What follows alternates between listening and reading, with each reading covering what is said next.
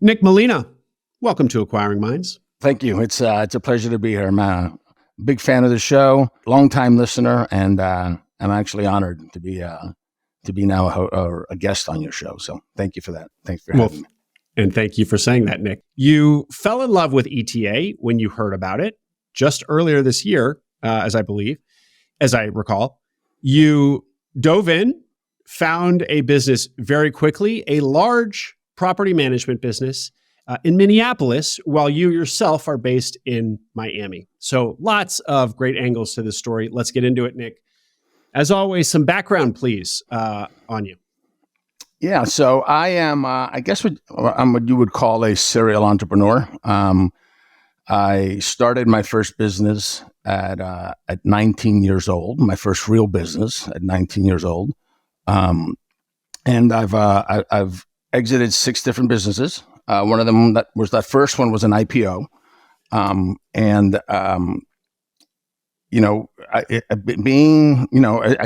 first business was in the cell phone space in the very early days. I was 19 years old. Grew that to a chain of 289 stores throughout the U.S., all company owned, and wrapped that up with an IPO with Merrill Lynch and Solomon Smith Barney, and then we ended up selling it to Nextel, which became Sprint. So if you're in a mall and you see a Sprint store, there's a good chance that used to be a Let's Talk Cellular store. Well, Nick, obviously that ride is a podcast episode unto itself, but we got to get just to hear a few more details because that sounds spectacular. This was when? The 90s? This was 1989 is when we started that business. Yeah, it was just me and my partner at the time. And when did you go public? 98, at the end of 98. Wow. So that was right. So I assume you were benefiting from the internet mania at the time, even though this wasn't an internet business, it was a brick and mortar business. Yeah, no, we weren't. We didn't get, we had launched a website, but it was so early in that time. And by the time when we went public, this was not an internet play. This was not, we didn't get any kind of lift from the internet. If anything, the internet put pressure on us as a potential competitor to our 289 stores. It was a different world back then, right? Yeah. And when you say you went public, you said with Morgan Stanley and Solomon is who it was? With Merrill Lynch and Solomon Smith Barney, yeah.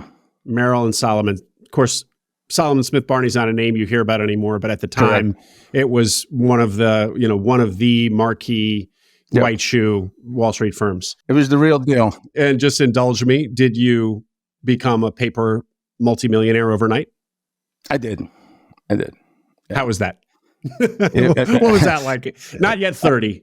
Not yet 30. It was it was great. It was an amazing journey. I mean, that was always the dream, is to take a company public, It's not how I feel about it now, but at the time, maybe being a little naive, I thought taking the company public was the culmination, and it was very good for me. Financially, it was great. It gave me a great head start in my career, as you can imagine.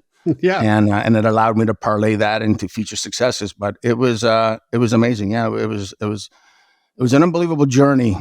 Watching myself, somebody that grew up very middle class, flying around in private jets, doing road shows and pitching investment bankers. Not my private jet, by the way, Merrill Lynch's private jet. Mm-hmm. But that whole idea was just kind of surreal to me. And I'm just like, what am I doing here? Like, how did I get here? This is amazing. It was a great moment for me and for my partner at the time.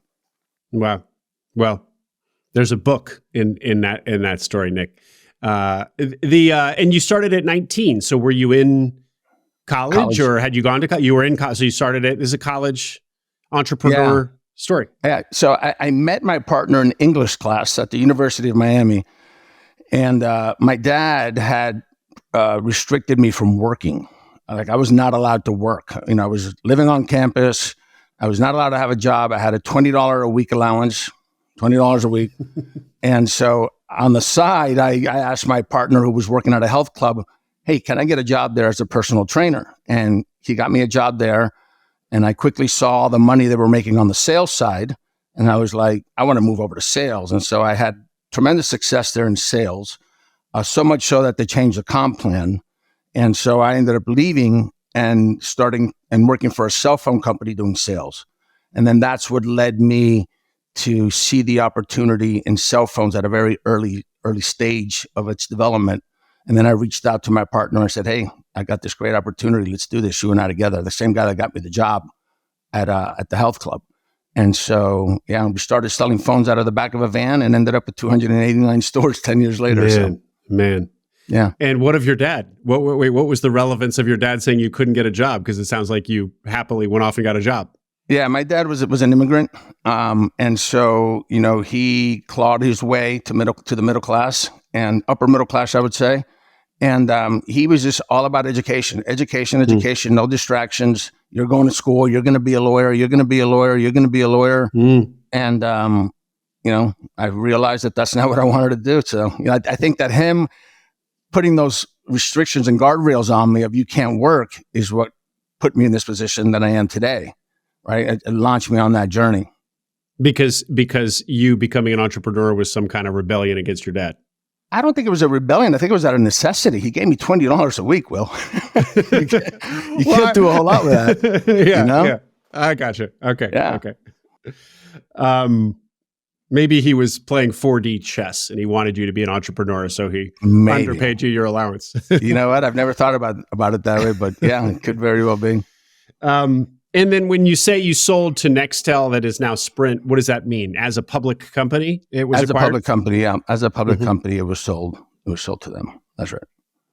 Wow. Okay. Well, congratulations. A good, 25 years later. That's quite a story. We're not going to be able to hear the other 5 startups, but maybe are there morsels in there you want to share that help point in the direction of today's story? Well, I think, so one morsel that, we'll get to that a little bit later, I'm sure. But I think it just, I rolled that into kind of, the natural evolution of the internet, and I got involved in a couple of internet-based businesses. It's just I built up a war chest of confidence, some liquidity after that IPO, and I was still hungry. I was young. I did think that after that IPO and after we sold to Nextel, I thought, okay, well, I'm going to go ahead and retire, right, at 30 years old. And so that lasted about 3 or 4 months. And then I got involved in something else. And then when I exited the second one, after every one of those exits, I tried to convince myself that I was going to retire. And, after my last exit about 7 years ago, I was smart enough to realize that, I am not capable of retiring. I still need that action, that entrepreneurial action. But I also knew that I didn't want to do a startup because startups come at a tremendous price, right? I mean, it comes at a cost of family time, cost of doing the things you enjoy. It's all consuming, especially for somebody like me. I mean, it's all I think about all the time. And so I knew I didn't want to do that anymore, but I knew I still wanted to be in business. And so I made a pivot and started doing some angel investing and investing in early stage companies in entrepreneurs that were young, ambitious, smart, resourceful. And I did pretty good with that. I made a couple of deals that were really great. And then, I stumbled upon ETA and I started looking at the valuations and I was like, wait a minute. You can buy a business for 3x, for 4x, 2.5x. I mean, as part of the cell phone roll-up or cell phone model, that the company that I had, Let's Talk Cellular, we did some roll-ups and we were paying double-digit multiples to companies. Mm-hmm. All of my exits were in the double-digit range on a multiple side. And so I'm like, I can buy a business for 3, 4x. I mean, that's 30% return without any leverage. And you throw a little leverage on it and then, the return on equity is tremendous. And so I was hooked at that point. I had no idea that you could actually buy businesses at that valuation. I had no idea.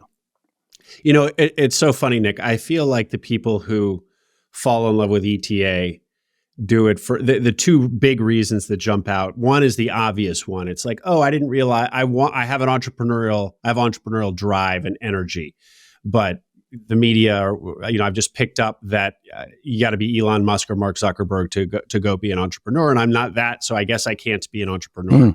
Wah, wah. And then discovering ETA and is like, oh, there's this other amazing path to being an entrepreneur. So that's group A, which is probably most people. But then there's also the crowd like you who learns about the multiples. And it's the multiple because they have, these are people who have something to anchor that number 2 and appreciate just how magical 3 and 4x is compared to almost any other context. And actually, Rick and Royce, the authors of the HBR Guide to Buying a Business, when they learned about ETA and it set them on this path to become educators and authors in this world, that too is what hooked them. The magic is in the multiples. Is their kind of phrase. And then there's people who have worked in public equities and then of course private equity who come to this world understanding that multiples for bigger companies are so much larger, and then they see that 3 or 4x number and they're blown away. So it's just interesting that how compelling to a certain crowd, how irresistibly magnetic that 3 and 4x number is. Yeah. So anyway, but what about Nick? The other thing of just buying an established business and the fact that so much of it has already been done. That I guess that goes without saying that was also appealing to you. Well, that was part of the appeal. I'll be honest with you, at the stage of my career that I am right now, if I had to go in and start from scratch, and get from 0 to 1, even if I was going to get that kind of return, I wouldn't do it. It's not what I wanted to sign up for. The idea of an established business with earnings, startups are hard. I think people don't realize how hard that they are. I mean, it's a personal drain on yourself, but even just from an execution perspective, it's hard. And this is coming from someone that was pretty good at it, right? I mean, I had a pretty good record at it, and I still thought it was just way too hard to keep doing it again at this stage of my life. Mm-hmm. Great. And so, when are you learning about ETA, Nick? When is this? So I bought Walker Deibel's book, Buy Then Build, on April 24th. Is when I went on Amazon and ordered it. So I guess it arrived probably April 25 because they're so good with logistics, right? So I bought that book on April 24th of this year. So that's 7 months ago, almost to the day. Yeah. And here you are already deep into a sizable acquisition that we're about to hear about. Yeah. That's moving quick. Okay, so you read Walker's book. You're love at first sight. For those who aren't watching this on YouTube, you're wearing a baseball hat that says ETA on it. So you are a true believer. Tell us about. It actually says the ETA guy. oh, I didn't see the in the guy. Nice. Yeah. The ETA guy. The search itself. So what does that look like for somebody like you who has a balance sheet? You're likely not going to buy a low SDE business. Correct me if I'm wrong. What were your parameters? So my buy box basically was a business that was doing no less than 500,000 and up to $2 million in EBITDA. And then I started inching up that 500,000 number closer to $1 million. The more I learned, and the more I saw what was out there, and the more I saw multiples and how they were behaving as that number went up. So I at the end of the day, I think I ended up at between $1 million and $2 million. Is kind of what I was looking for. And Nick, what was the insight that you had? How did multiples change from 500 SDE to $1 million? Well, they didn't change too much. That was it, right? It was the lack of change that made it a no-brainer. It's like, okay, well, I've got the balance sheet, right? I've got the balance sheet. The multiples aren't really changing. I'm going to get more meat on the bone with $1 million in EBITDA than I am at $500,000 in EBITDA. Because another check mark for me had to be an established team in place. I mean, I was not buying a job, right? I wanted a business that had a solid number 2, right? I didn't want a business where the owner was going to stay on board because that never works out, right? I've sold enough businesses, and I know that the day you get your wire, even if you've got an earn out and you're going to stay for a while, you're you're not there at the same level that you were before you got Yeah. that wire. So Yep. I wanted a number two, a business that had a solid number two that can slide into the number one. I can give them some kind of equity component, and we can talk about that later. And so that was another big part of it for me. I wanted a low CapEx business, right? I didn't want to have to deal with that. Recurring revenue was obviously something that was high on the list. I don't know that it was a 100% requirement, but it was something that obviously was very attractive. And I was pretty agnostic in terms of industry and in terms of geography. My industry focus shifted and became a little bit more narrowed as I got further down the search. But initially, I was open-minded, and I was just kind of looking and looking at all sorts of things. Well, and just to leading question here, geography. You're in Miami, as I said at the top. So where were you looking? Where were you looking? Anywhere. Anywhere. Anywhere except California. Because? Well, because it's California, and they got to figure things out over there. It's a very difficult state to do business in. They're not very pro-business. And I've been in businesses. I've been in internet businesses where we transact in California. My cell phone business, we had stores in California. It was always the most difficult store or state to run and the least profitable. And so if I had the ability to carve that out now, then I was. And so California was out. Yeah. Wow. This bit about you wanted it established, not only did you want established management or managers, you wanted an obvious number two who would, upon your buying the business, become number one. That's right. That's actually in spoiler. That is exactly what you got in an amazing way, which we'll get into. But looking forward, you actually wanted that. I did. You saw that because that's a very particular. That's a very narrow criterion to be able to find that. That was a deal breaker for me. If that was the first question that I asked when I found the business after I signed my NDA, that was the first question I asked. Who's the number two and can they lead this thing? Yeah, if the SIM didn't cover the management team and have an org chart, then that was my first question to the broker or seller. Yeah. Yeah. And how often did you find that the answer was yes, that there is somebody who is equipped to lead this business from your day one? Because again, it just seems like you'd like to find that it's not unheard of, but a lot of times you don't find that. And actually, as we'll get to in your story, such a person, if they're so equipped to run the business, the owner probably would like to just sell to that person anyway, to have them be the buyer. So how often did you find that, yes, we have somebody like that? I would say less than 10%, probably less than 5%. I didn't measure it, but my gut, based on my gut, I'm going to say definitely less than 10% of the time, maybe even less than 5% of the time, was there somebody in place that could be a number one. Yeah. So it was as hard to find as it sounds like. It is rare. Yeah. It is rare. Yeah. Well, happily for you, you were geographically agnostic, so your deal flow was the entire continental 48 minus the state that shall remain nameless. Or you've already named it though. All right, and then just curious on the potential to share equity with that person. I don't know if you went down the road on that, but how did you envision that? And not just a number like how much equity, but how were you going to structure that? And was there vesting? Was it phantom equity or real equity? How did you think about that? Yeah, it was phantom equity.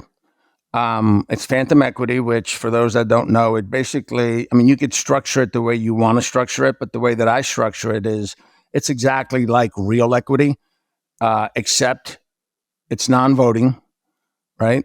And it doesn't go with you when you leave the company, right? Even if it's been vested. So I was looking at a phantom equity component that vests over a short period of time and has immediate vesting in the event of a subsequent liquidity event.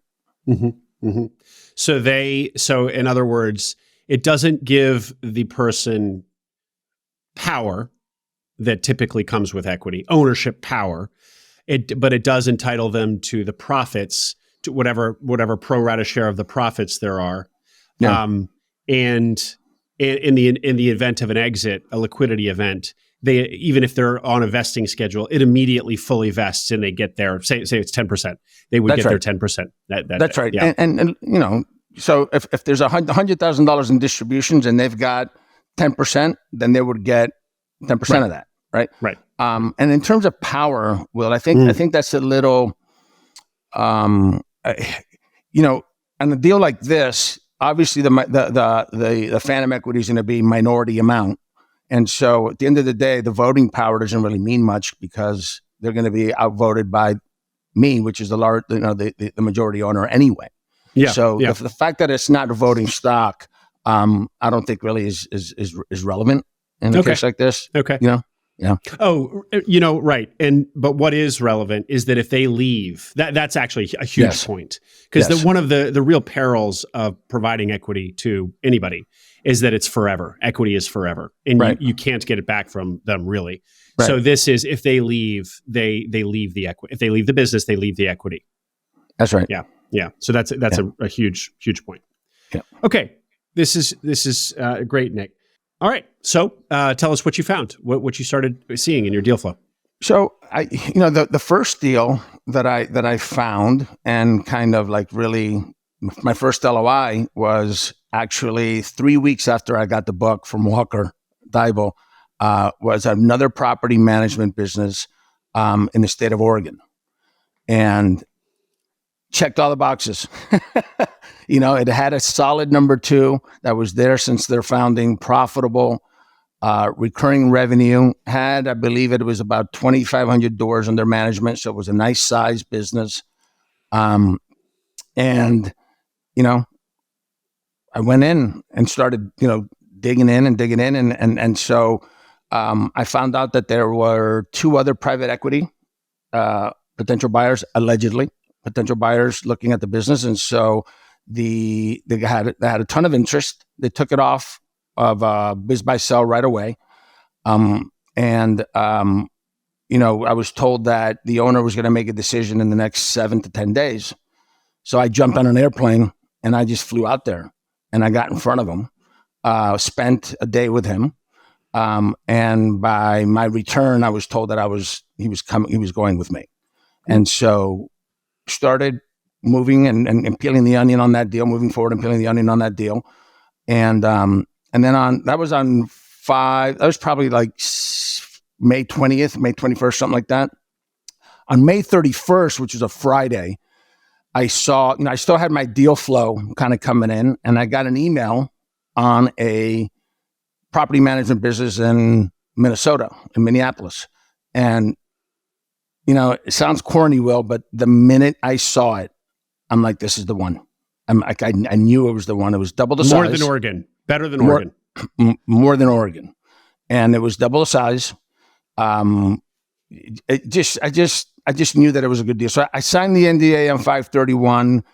I got the SIM that same evening, and I literally stuck myself in the office at home, and I just worked on it. I told my wife, I'm like, I got to dive into this deal. This is the deal I'm going to buy. And I knew I was going to buy the deal. And so, I devoured the SIM, analyzed it on my own, and just really I kept checking boxes, and it would check boxes that I didn't even know I needed checked. And so, I got an owner meeting with the seller of that business on June 12th on Zoom. And on June 13th, submitted an LOI, which was subsequently signed on June 18th. And so the question now at that point, my idea was I was going to buy them both, right? I wanted to buy both of those businesses. And the first one fell off because they had some issues with the way they were reporting their financials. And if you want, we can get into that. I don't know if it's significant or not, but it was a really good business. It still is. I'm still hoping I can go back to it, next year once their reporting is kind of resolved and buttoned up. But for a while there, I thought I was going to buy them both.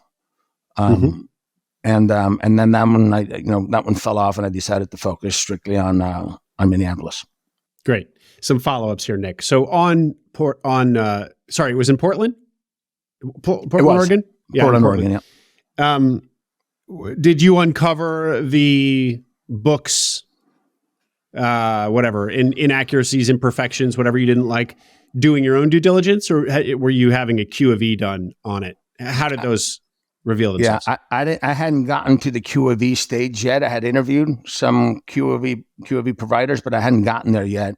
I had started speaking with my loan broker, Heather Anderson over at Viso, and the issue that we had there was his numbers were good and they were well maintained, and there was no issue of not recording revenue or any concerns with integrity of numbers or anything like that. But this was a business that he is a contractor, developer, and builder that had his own properties. He wasn't happy with the property management services he was getting, so he started managing his own properties in-house, and then did such a good job of it that built a property management division and grew it really, really well. And so he wanted to sell just the property management division. The problem is that his tax returns and his financial reporting weren't bifurcated, and so everything was kind of pulled together. And so there's no way that a lender was going to be able, even though he could internally bifurcate, tax return was not.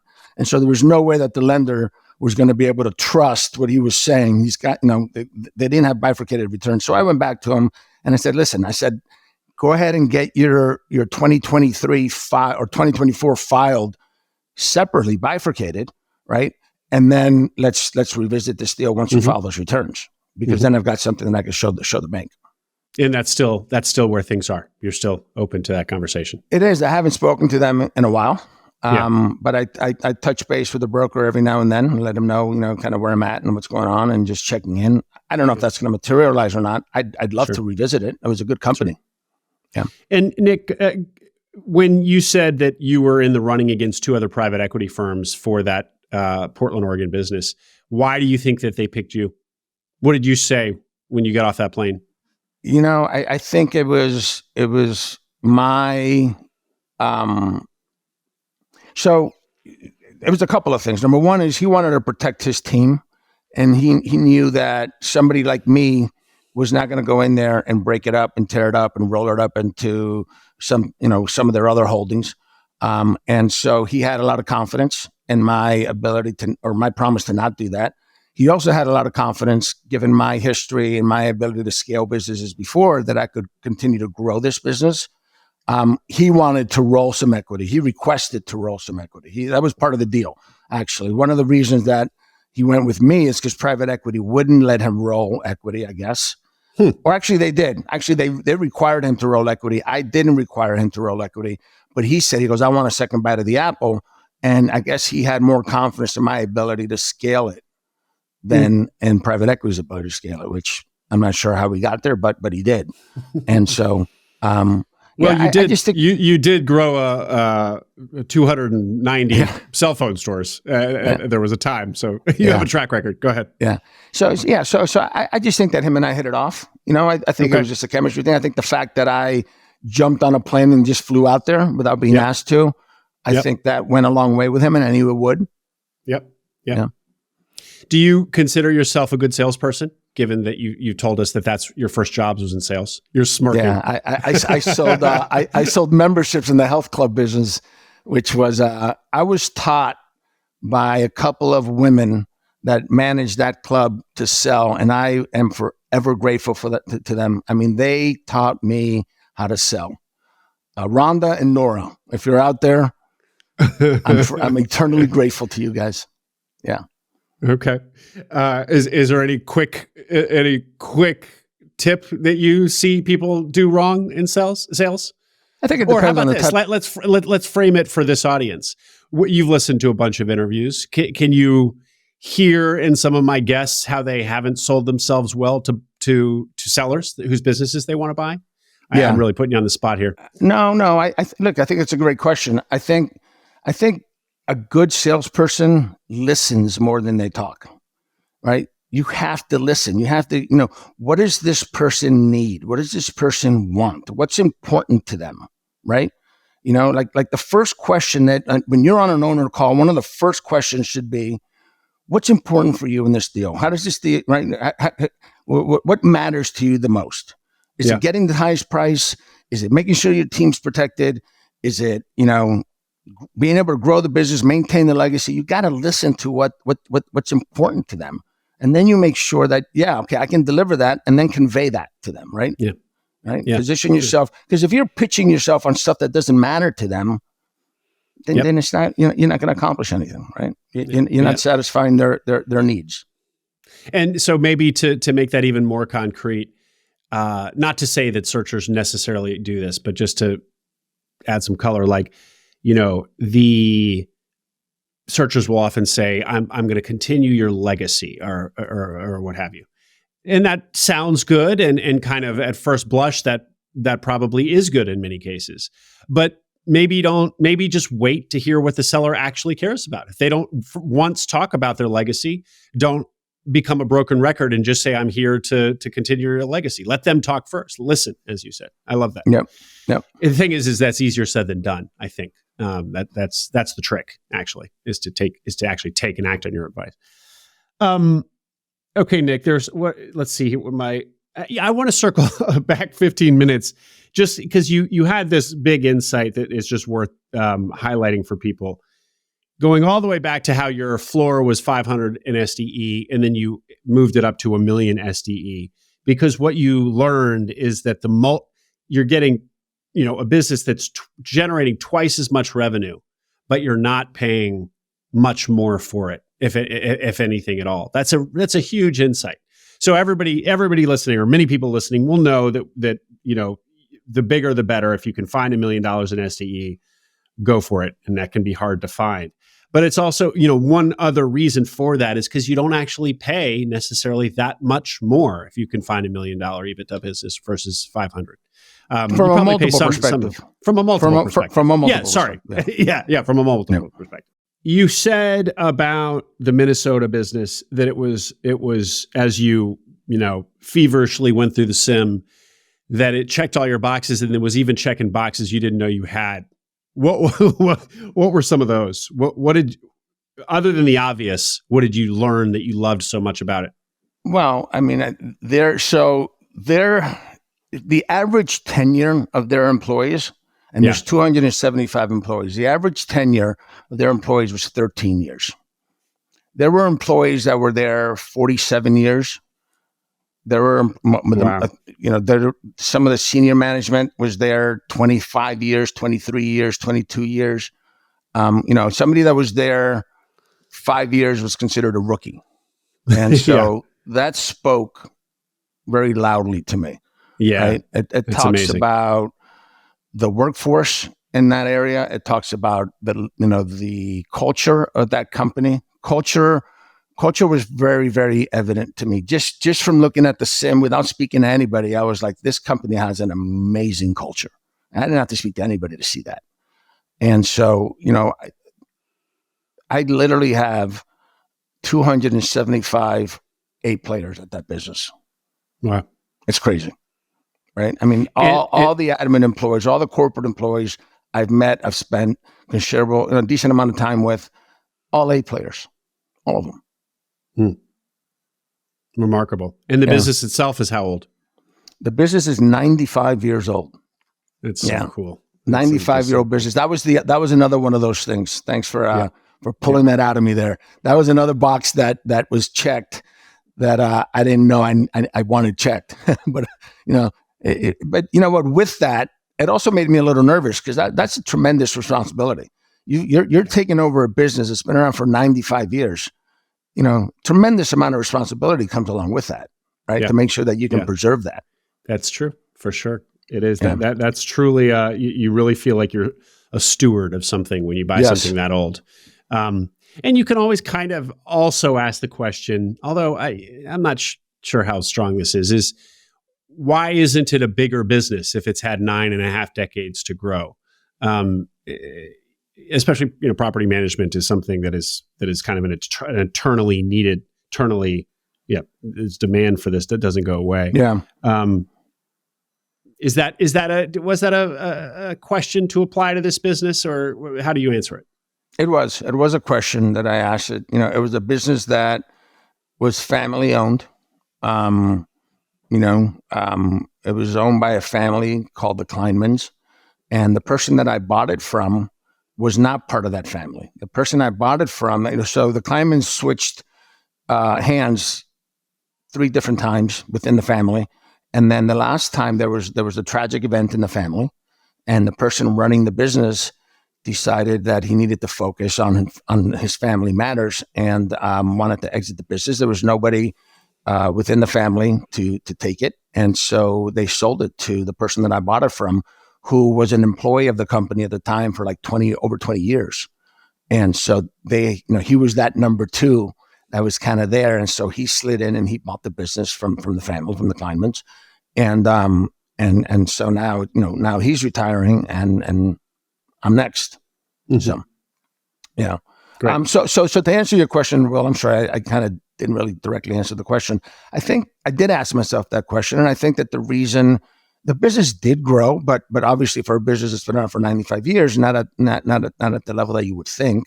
But I think that was by choice. I think that the business and the company and the owners made the decision to stay within a certain parameter in terms of growth and in terms of scope and size. And I respect that. I mean, consistent results, consistent profitability, some ups and downs. I mean, they went through the tail ends of the Depression, the Great Depression. This is a company that's weathered quite a bit. Yeah.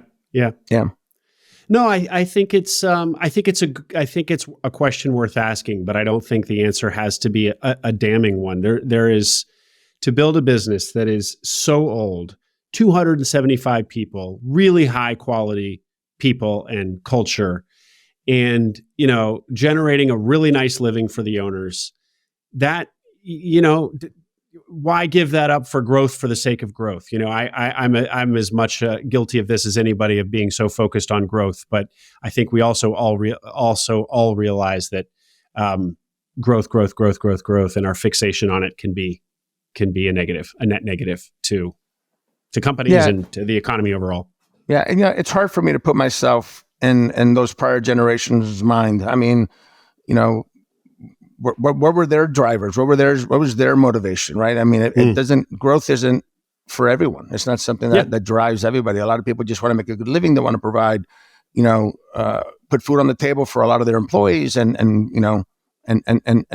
take care of their clients. And that seems to be the case in this situation. And, regardless of that, that's before my time there. And, I'm comfortable with the size of the business. It's not a small business. It's a sizable business. And there's an opportunity for growth if that's what we want to do. Let's hear more about it. Kleinman is what it's called. Kleinman Property Management. Kleinman Realty. Kleinman Realty. But yes, it's Kleinman Property Management. They've been in property management since day one. Okay. So 275 employees, average tenure now, 13 years across 275 employees, a 95-year-old business. There's employees have been there almost 5 decades, Minneapolis-based, deep roots locally. What else is there to say? What can you share any numbers about revenue, et cetera? Yeah. So when I closed on the business, we had 5,500 doors under management, units under management. The company focuses on large multifamily residential properties. We don't own any of our own real estate. It's our clients own the real estate and we service them. They don't do commercial. They stick to larger properties. Properties that have 200, 300, 400 units. Even though they'll do a cluster of 30 or 40 or 50 unit buildings if they're owned by the same owner or if they're kind of close together. So they're very selective. We are very selective on the clients that we bring on board. We say no to a lot of people because it needs to kind of fit our buy box, right? Mm-hmm. We've added some units since the acquisition, which was we closed about a month ago. The business does eight figures in revenue and 7 figures in EBITDA. 8 figures in revenue, 7 in EBITDA. So you got to your floor. You got beyond the floor. It's well beyond the floor. Okay. Of 7, yeah. Okay. Well, I want to hear about how you structured the acquisition. But first, why did you think that you were a good fit? I mean, you have said that you were agnostic about industry, although I think you also said that you got a little bit tighter in your criteria there on industry over time. Which, by the way, over time, I don't think we've made clear that you basically from cracking Walker Dybel's book to being under LOI in less than 2 months, under LOI on that Portland business in less than 2 months. So it's not like you're somebody who had this long evolution of a search over 2 years. You're moving fast. Yeah. Absolutely. Why? So anyway, property management. Why did you think you were a good fit, or how did you position yourself to the Kleinman management as a good fit? One of the things I didn't talk about when I kind of introduced myself was that, as I built my personal balance sheet, I invested heavily in real estate, both residential and commercial. And so I have owned real estate since I was 20 years old. And I've added continually every year additional assets to my portfolio. And I hired a lot of property management businesses, and I eventually started bringing in a lot of the property management in-house for some of my local properties. And so I understood the business. I understood the business from the owner side, the client side, very, very well. And I also understood it from the management side because I self-manage, with the small team in-house, we self-managed our own properties. And so I just felt comfortable there. I just did. Yeah. And to go out and get into, all the talk about HVAC and electrical and plumbing, of course I looked at all of those initially, but I don't know what the hell I'm doing there. It's just, and not that I need to know. Clearly there's a lot of people without a history in that space that have done very well with it. But for me, it's just not something that is second nature to me, where real estate management really is second nature to me. I get the business and I get the needs and I understand the value that we bring as a property management company. Mm-hmm. What was your vision here? Actually, we haven't, maybe I should have gotten this when you considered search. So you've already talked about you're not buying a job. You're not going to be the operator. You are at a phase of life and of career where you don't want to be super active. So is this buy and hold, buy and grow, what was the plan? Yeah, it's the plan was buy and hold. Okay. I was looking for cash flow, looking for return on equity, right? I mean, I've got my portfolio, I've got stocks, I got bonds, I got real estate. And so, this is just another asset class for me. But one that is more fun. Right, one that I enjoy, one that fuels my entrepreneurial spirit. I'm not involved in the day-to-day, but I provide strategic oversight. I provide, mentorship to leadership. I provide growth strategy, right? Because I do want to grow this business more than it's grown historically. And so that was kind of the vision, right? And it's not, if people look at my history in there, it's, 6 exits, he's going to buy, he's going to grow, he's going to sell it. That's not what this is about. I have fallen in love with this company. I've fallen in love with the legacy value that it has. Mm-hmm. Yeah. I would love to see my kids in this business. Right? Yeah. I'm not going to force them, right? They got to want it. But I mean, I look back at my career and I've had all these exits and the success, but I don't have anything left from what I've created and built, right? There's no, I admire businesses that, the founder turns it over to their kids and they turn it over to their kids. I mean, there's romance to that. I love that. Yeah. I love that feeling. And I never had that. And I always, that was always in the back of my mind. I'm like, maybe I should have kept this one. Maybe I should have kept that one, And so here I have an opportunity to do that because that is kind of the objective here. I'm not looking for an exit here at all. I'm looking to just grow this and continue the legacy and hopefully get my family involved at some point. But if not, there's a great team there already. Yeah. Yeah. Just a point on that, Nick, because it is such a romantic notion, and we're now talking about this from both sides. We're talking about it from you now, owner of this business, and the kind of fantasy that you're nurturing of having your kids involved, and it travels through the Molina line for generations. But then of course we also saw it on the other side as acquirers of such a business, because that's what this Kleinman business itself was. But how do you? But a big part of this whole ETA opportunity is because a lot of people have built a business, and their kids, often in a blue collar tradesy business, their kids don't want to buy it because their kids are now professionals, and they did become doctors or lawyers or whatever, or they're working in tech or corporate, and they don't want to inherit the family business. Just curious, this is a purely personal question. How do you think about that? You've already told us that it'd be cool if your kids weren't interested, but from somebody who's maybe closer to that than some of the listeners, how do you think about that whole theme? I think that's a good question. And I have thought about that. And, the answer is simple. I mean, this business, remember, I'm not buying a job. I'm not involved in the day-to-day. We have a very capable team in place already. And so my kids don't have to work in the business to still own it, right? To keep the business in the family, right? They could still continue to just provide strategic oversight like I'm doing now, or maybe even less so, right? Maybe, involve existing management a little bit more, from an equity perspective there at that point. The options are there. The idea, I guess, is to have optionality, but right now, that's the lens that I'm looking at this through, right? Is to keep this business. I don't plan on going anywhere anytime soon. Knock on wood, right? And so if it just throws off a ton of cash for the next several decades, then great. I'm good with that. And let's grow it, and let's create more jobs, and let's feed more families, and let's give back more to the communities that we're in.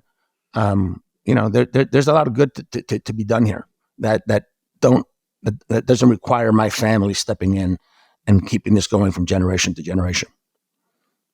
Great. Thank you, Nick, for that.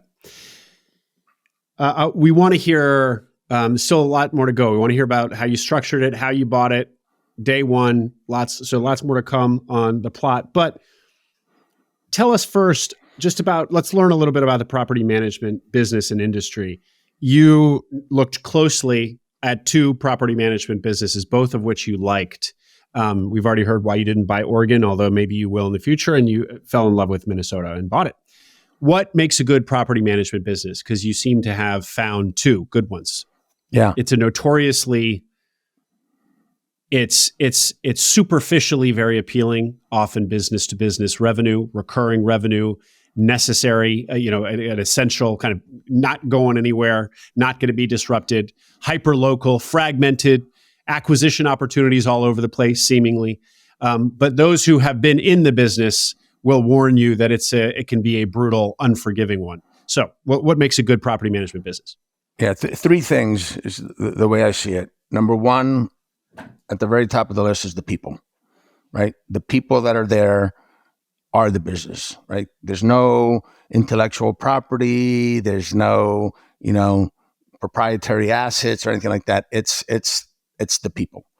Number two, and number three are kind of linked, and that is the properties and the clients, right? So the clients are super, super important. We want the right clients, right? We want clients that are going to make the necessary investments into their assets so that we can manage them properly, and so that we can provide safe homes and a safe environment for the tenants that are in there. So, that's what Kleinman has figured out, right? I mean, a lot of property management companies want doors, right? Picked up 50 doors, picked up 20 doors, picked up 30 doors. They got to be the right doors. And the right doors aren't just necessarily the right property in the right neighborhood. It's also the right owner attached to those properties, right? And so, I think that's really what makes a property management company set itself apart from others, a successful property management company set itself apart from others that are maybe less successful. Look, we're in the business of putting out fires. Yeah, We do the work that nobody else wants to do. If it was easy, then the owners would do it. They'd self-manage, right? And a lot of owners try that. And then, a lot of owners, look, I self-managed the properties that I had because I couldn't find a property management company that was good enough for me. The guy in Oregon started a property management business because he couldn't find somebody that was good enough. Yeah. Our clients at Kleinman don't worry about that. We're really good at what we do. We're really, really good at what we do. And the reason we're really good at what we do is because of the people that run that business every single day and that have been there for that long. That's why we're really good at what we do. And so there's no reason for any one of our owners to self-manage their business. It would cost them more to do so. Yeah. Yeah. And they probably wouldn't do it as well. Well, and that thing about that these you and Portland, Oregon started self-managing, or in his case, started a property management business because you couldn't find good property managers. My own experience with property managers has been negative, but that is evidence of just how hard it is. This is a hard business, and so I think part of the reason you see such low quality in property management services around the country is because it's a hard business. So, I think that's where the 95 years comes into play too. Yeah, when you do something for 95 years. You probably get pretty darn good at it. Yeah. You put systems in place that make you really good. Totally. But your insight about having the right clients too is such a good one. It's not all about just growing. Yep. It's about choosing the high quality clients. And to be clear, in property management real estate world, high quality clients, like one of the key indicators that you said is that they invest in their properties. That's the thing. They're willing to spend money on their properties, sort of thing. That's right. The owner makes a good property. It's obviously you got geography plays a role, right? Geographically, you want to be a good property. You want to have the right bones. But if you have an owner that isn't willing to make the necessary investments to, and we're not saying that owners need to throw tons and tons of cash because it's all about return, but you got to have a certain level of reinvestment into the property to maintain it, right? Yeah. So you had mentioned you used a loan broker to buy this business. So you did go the SBA route. By the way, why'd you use a loan broker as opposed to shopping it around yourself? I'm a big believer in building solid teams around me. Loan broker does nothing but source loans for SBA every day. I've never sourced a loan for an SBA leading up to this point, right? And so why would I be arrogant enough to think that I could do this on my own, right? And so it's honestly a no-brainer for me. They provide a service better than I can provide it to myself, and it costs me nothing. Yeah, and oh, by the way, you don't eat the cost. Yeah, I can move quicker. It's great. That was probably the easiest decision I made throughout this process, is to go with a loan broker. And so obviously reflecting back now on the other side of your transaction, it was the right choice. You think loan brokers are recommended, recommendable. You got make sure you pick the right one, right? Yeah.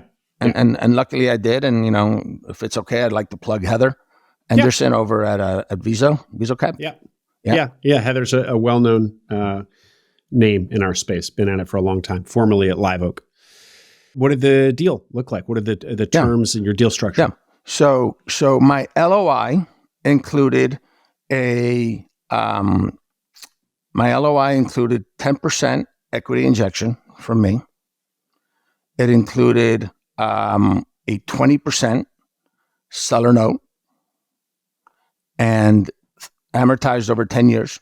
Amortized over 5 years initially, ended at 10 years, but started at 5 years. And then a 70% SBA loan. And your SBA loan was pretty attractive as well, wasn't it? I got a good one. Kudos to Heather. I think, I don't know how much of it had to do with my balance sheet and how much of it had to do with Heather. It's probably a combination of both. But I got an SBA loan through U.S. Bank at 6.5%, fixed for 5 years. And then after that, it adjusts to 2 under prime. Under prime. Under prime. Yeah. So Prime's at 8 now. It would be 6 right now. When I closed, Prime was 8.5. And so that's how I ended up at the 6.5. Wait, and so have I missed something? Aren't loans all, the rates always prime plus something? Yeah. So why, I'm just wondering why they were so generous. They probably could have just given it to you at prime or at prime plus something negligible and you would have grabbed it. Why did they have to go under prime, or why did they offer you such generous terms? Well, I think this is another reason to go with a broker. So we, Heather shopped it. She sent it out to 4 or 5 lenders. They saw my credit worthiness. They saw the structure of the deal. They saw my ability to pay, to be able to guarantee this loan. It's fully collateralized with my balance sheet and my personal guarantee. And so they wanted the business. And so, offered you aggressive terms. Yep. We had multiple offers, and I don't think any of them were over prime. Maybe one of them came in over prime, but like marginally over prime. Because usually the market's about 2 over prime. U.S. Bank has very tight underwriting guidelines. It wasn't easy, but it was worth it, to get a rate that's probably 2 points under market. Yeah. Well, it's interesting when you say that they have really tight underwriting and then ended up offering you something really aggressive. It actually reminds me of a characterization I heard of Live Oak, which is, as I said, Heather's old bank, where Live Oak is known for being conservative with their SBA acquisition loans. So they have pretty tight underwriting. They'll reject a lot of deals and a lot of searchers. But when they want a deal, when they've decided it passes their underwriting, they're very aggressive and they'll beat everybody. So maybe people in SBA lending world know this, but it seems like there's this, at least in United and Live Oak's case, there's this pattern where if they say yes to you, it's hard to get them to say yes, but once they say yes, they're going to fight tooth and nail to get your business, sort of thing. Anyway. Well, that's what Heather said about U.S. Bank. See, they were the last ones to come in, and they were asking a lot of questions before committing and giving to the loan and giving us a rate. But she was like, "Believe me, it's worth it. It's worth it. It's worth it. If they say yes, this is going to be a good one for you." And so, sure enough, yeah. Great. And this is minor, but why the 20% seller note? That's a little bit bigger than we typically hear. 10, 15. That was my requirement. I wanted to make sure this is a business that's 95 years old. The seller had been in the business for 30 plus years. The clients, they're clients that have been there there's one client that's been there for 40 years, another one that's been there for 20 years. And there was a little bit of client concentration, not a ton, but we had a handful of really big clients, and I wanted to make sure that they didn't go anywhere. Right? Yeah. I wanted to make sure that he was vested. And so half the note is forgivable. Actually, more than half the note's forgivable. So there's it's about 80% of the note is forgivable based on client attrition. And so, I wanted to make sure that the seller was vested. Now, let me be clear about the seller. The seller is a super, super high integrity guy. I mean, my God, like honestly, just, and he showed it. I felt it, in the early stages when we were negotiating. I felt it through the closing process. I'm feeling it even more now post-close. Like really super high integrity guy, but you still have to put the tools in place to make sure that you're motivating everybody the right way post transaction, and that you're minimizing your risk. And he understood that. He understood that what I'm buying here is the book of business, right? To some extent, right? Part of the asset, that I'm buying is the book of business, and if that book of business leaves because he's leaving or he sells, then that directly impacts the value of that asset. And so he understood that, and he was willing to, put his money where his mouth was. And it was an integral part of the deal. The deal wouldn't have happened without that. Yeah. No, it's a great instrument. And actually, to the point about customer concentration, I would imagine in a super local, in a super local property management business with decades of experience and a property management experience that, as we've talked about, is selective in who they work with, that there would actually be more concentration. I mean, I just look around Arlington here, and there are big owners who own a lot of the doors, and I would just think that a 95-year-old business would have a bunch of those types of owners who would represent 1,000 doors, 2,000 doors, even. We did.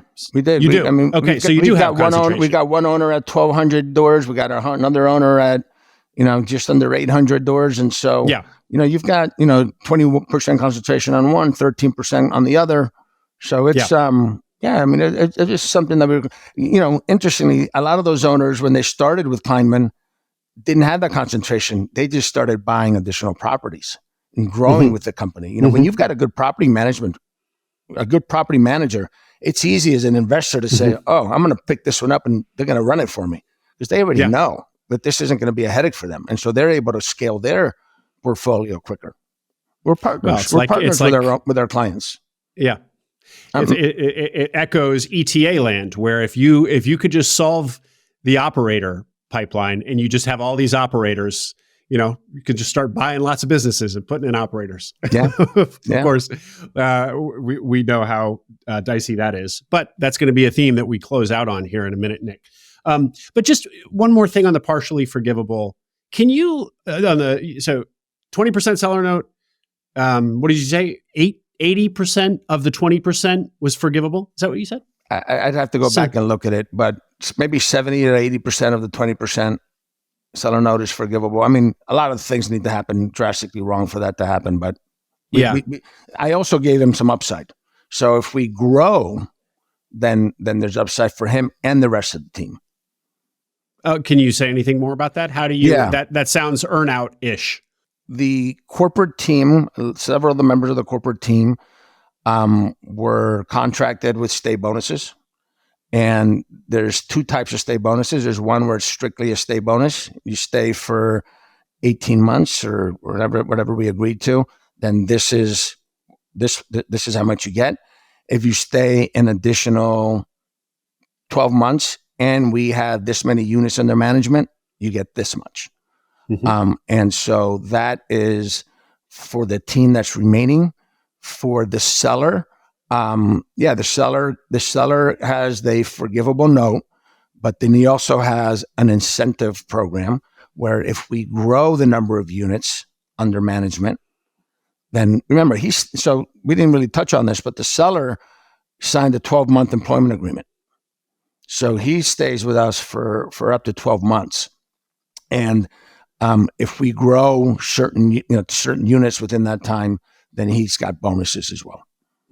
And then to show you how high integrity this guy is, he took 2/3 of that bonus that he's getting, and he had me distribute that or allocate that to employees. Wow, phenomenal! Yeah. Now we're starting to understand why the culture of this place is so strong. Yeah. He didn't have to do that. Nobody would have found out. Nobody would have known anything. He didn't have to do that. By the way, all that structuring, the incentive plan, the bonus structures that you just talked about, the forgivable note,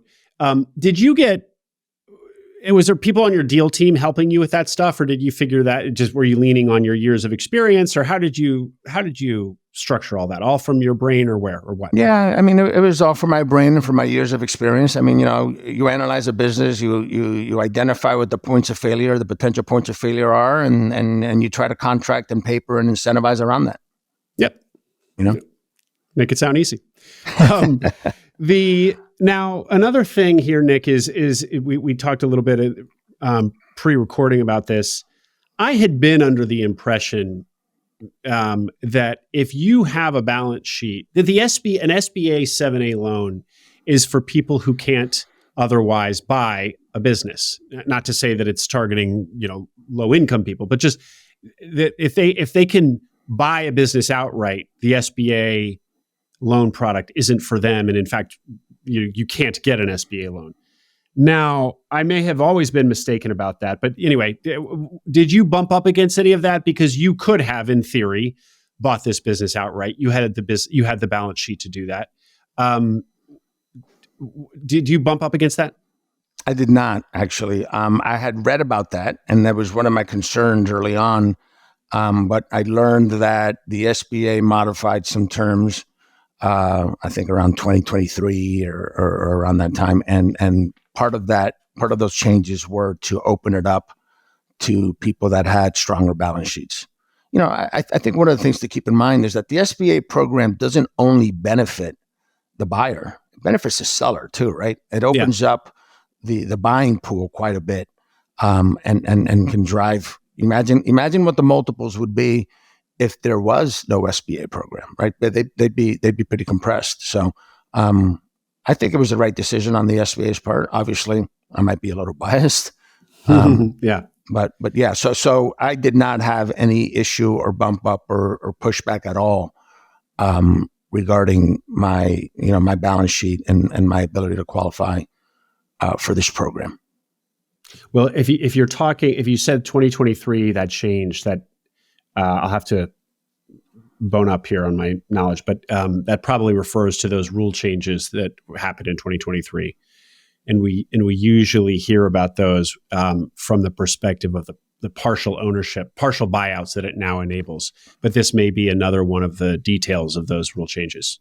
And 2023 may not be the right date. I was just pulling that out, because I know there was a rule change in 2023. I don't know if that was part of that or not, but I was told that used to be the case with the SBA and that they've changed that. When that change happened, I don't know specifically. I was guessing 2023. Okay. Yeah, I think, Nick, we'll start closing up here, but two big topics I still want to hit. First, day one in the transition, and then two, the whole picture of the fact that you're owning it remotely, the operator, the number two. We're going to circle back to that.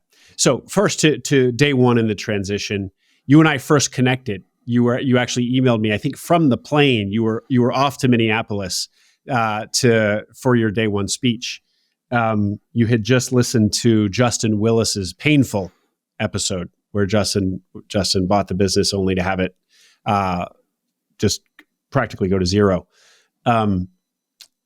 And so that was just a month and a half or so ago. Anyway, update us. How did day one go? How has the transition gone? Day one was great. Day one was phenomenal. We brought the employees in groups, senior management first, and then middle management. The seller, Mark, disclose his name. Mark, he's a special human being, and he's got a special relationship with his employees.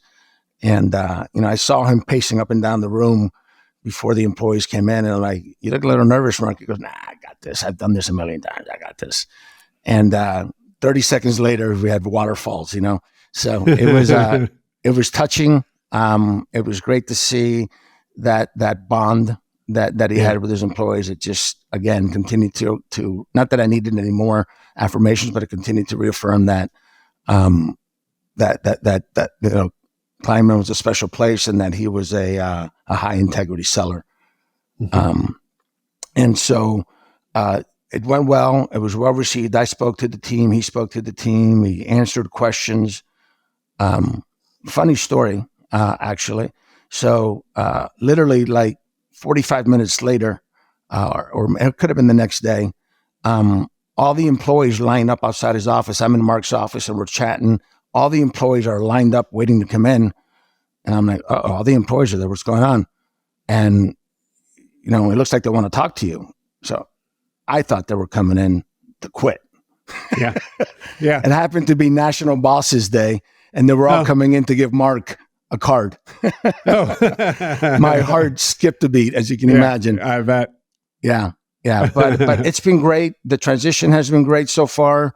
Mark is working with the number two there, and continuing to transition a lot of his daily duties and weekly and monthly closeout duties and stuff like that. Really just, whatever was left. I mean, this is a person that the number two's been there for 13 plus years or 14 years now. And so he understands the business. He's kind of who they go to anyway. But there's some things that Mark kind of reserved for himself to keep himself. And so now we're transitioning that stuff over. I check in. We have 2 calls a week.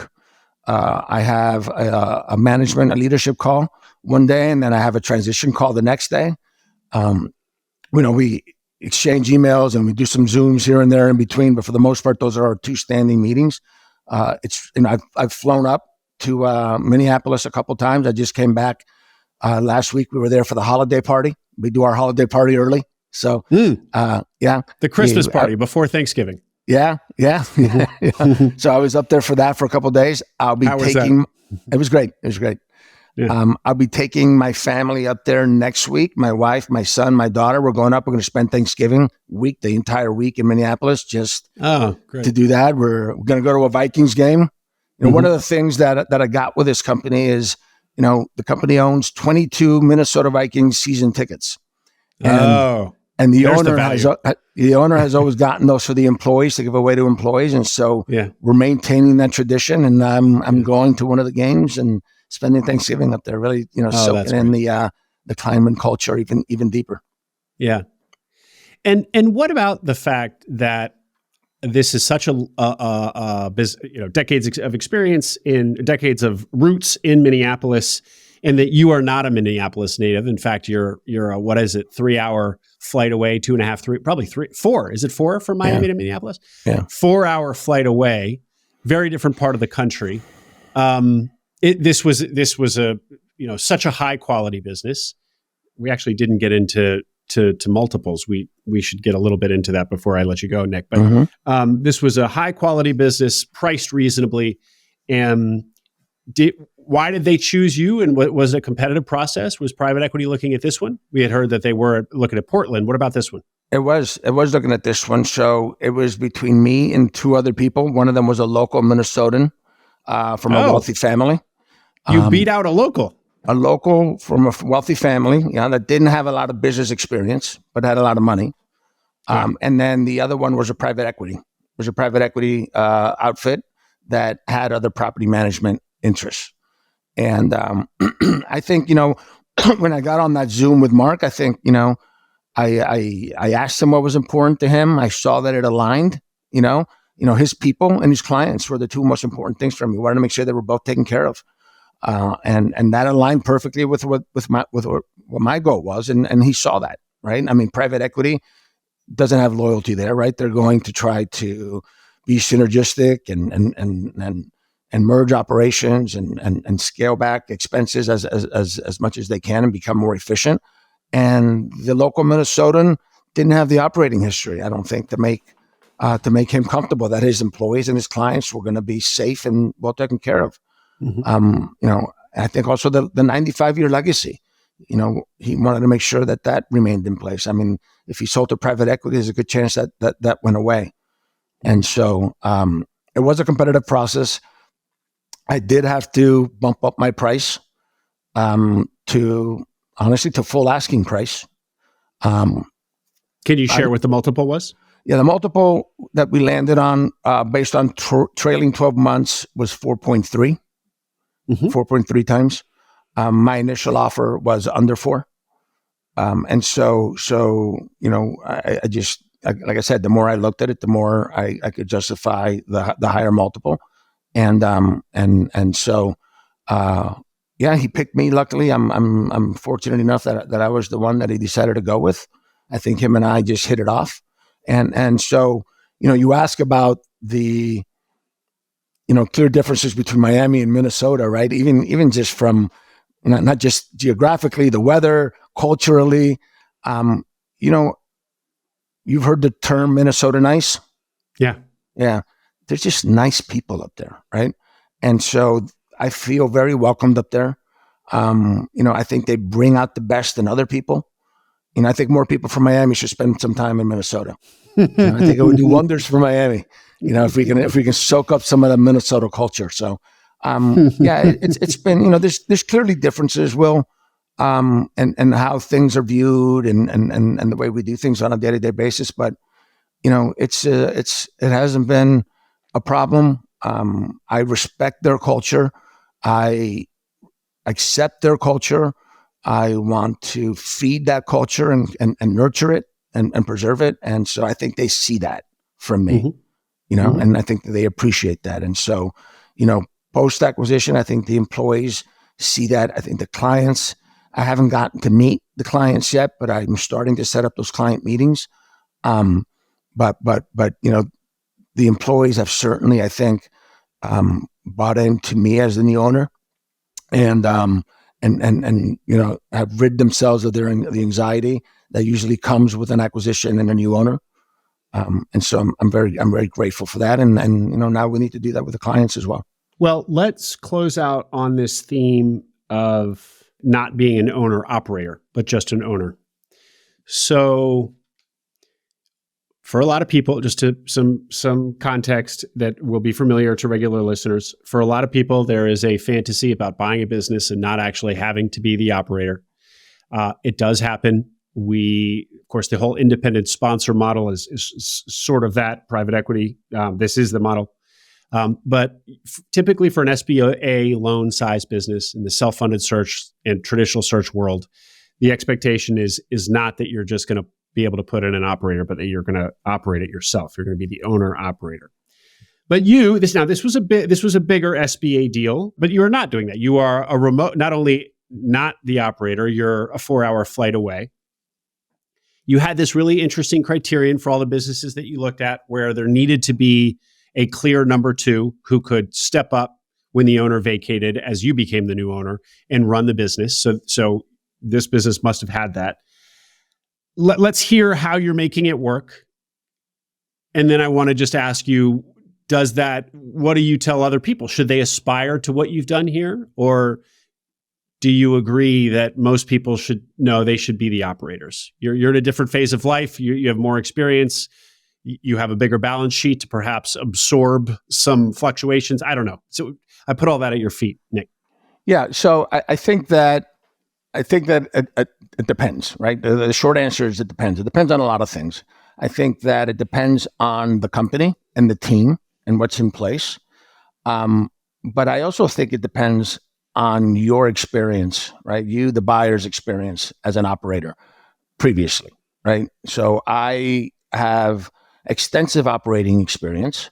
And so having that extensive operating experience gives me a better ability to manage existing operations remotely and from afar, right? With limited contact.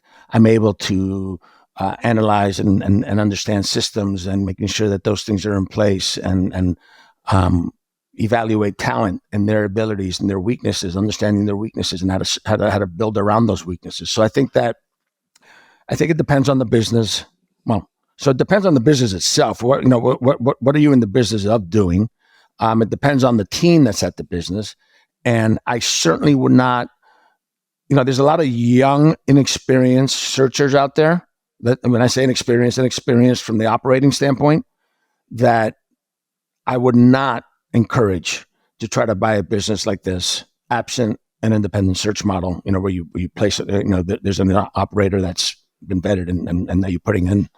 I would not encourage you to try to run this as an absentee business, try to run any business as an absentee business. You've got to have operating history yourself, I think, to really understand the nuances that are part of running a business or operating a business. Does that make sense? Yeah. Does that answer your question? Yeah, it does. Yeah.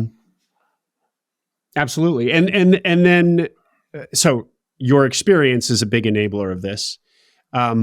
The other thing is going back to your, finding businesses that have a really strong number two.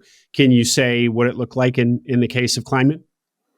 Yeah. So the number two there is a gentleman named Matt. And Matt has been there 14 years. And he was actually being groomed by Mark, the seller, to take over the business, potentially buy the business, right? Buying this business wasn't in the cards for Matt. It's not something that he was comfortable with doing in terms of leveraging up. And it's not for everybody, right? And so the other option for Mark at that point was to let Mark continue to run it. And, he just kind of do what I'm doing, right? But I think that was his safety net. I think his ideal plan was to pull out his, to become liquid, right? And so that's the opportunity that presented itself for him, and he was able to successfully sell his business to me. And so that's how we ended up where we are. But Matt is somebody that, was there as his right hand for 13 years. I didn't start as his right hand, but through the years, started in at a very low level position and grew within the business, much like Mark did when he was working for the Kleinmans. And so, I just got to the point where it was time to have a succession plan, and it wasn't in the cards for Matt at the time. And so, this is the next best thing for Matt, and for the company and for Mark. Mm-hmm. And does Matt have the phantom equity structure we talked about? He does. Fascinating, yes. Nick. I love what you've done. I love the sound of this business, all the characteristics of this business that we've talked about. What a neat story. Anything that we didn't touch on that you want to make sure listeners hear? What I'd like to put out there is that I'm still very bullish on the property management space. I am interested in growing this business, whether that be through roll-ups, which I've done before in the cell phone space, or whether that's through bolt-ons in the markets where we are operating property management businesses. Those are vehicles for growth.